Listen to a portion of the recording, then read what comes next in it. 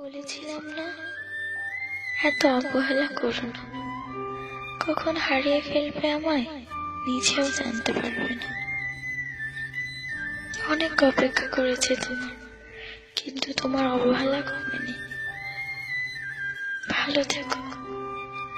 ভয় নেই, সম্পর্কের দোহাই দেব না, কোনো জোরও করবো না। ইচ্ছে হলে SMS দিও, না হলে না দিও। তবে আগের মতো হয়তো আমাকে আর পাবে না। সবকিছু বাদ দিয়ে তোমায় নিয়েই ভাবব। কিন্তু অবহেলার মাত্রা এত পরিমাণ হয়ে গেছে যে অসীম ভালোবাসা হারিয়ে ফেললাম। ভালো থেকো। বেশি খারাপ লাগলেই চলে যেতে পারো, আটকে রাখবো না। অবশ্য এখন আমার থাকা না থাকাতে তোমার কিচ্ছু যায় আসে না। তবে মনে রেখো, আমার এই চেঞ্জের জন্য তুমি দায়ী। একটা দিনে 24 ঘন্টা, তার মাঝে তুমি প্রতিদিন আমায় 4 ঘন্টাও যদি সময় দিতে,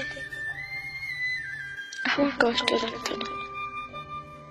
আরে আমি তো 4 মিনিটেও খুশি থাকতাম, তাও তোমার কাছে ছিল না। ভালোবাসার মানুষটির কাছে সব থেকে ভালো লাগার মুহূর্ত কি জানো?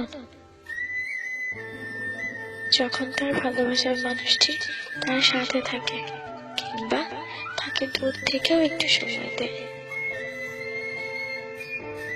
আমি হয়তো নিজেকে অনেকটা পরিবর্তন করেছিলাম শুধু তোমার ভালোবাসার দিকে তাকিয়ে, কিন্তু সেই ভালোবাসা যে এত তাড়াতাড়ি কমে যাবে বুঝতে পারিনি।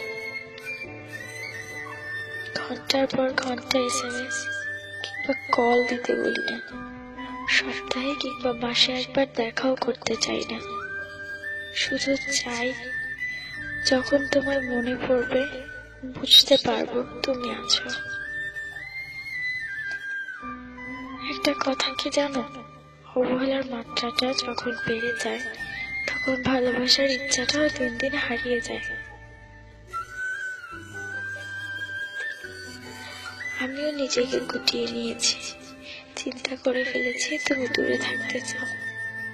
তবে আমি কেন জোর করবো? তুমি আসার আগেও আমি একা ছিলাম, এখনো একা থাকতে পারবো।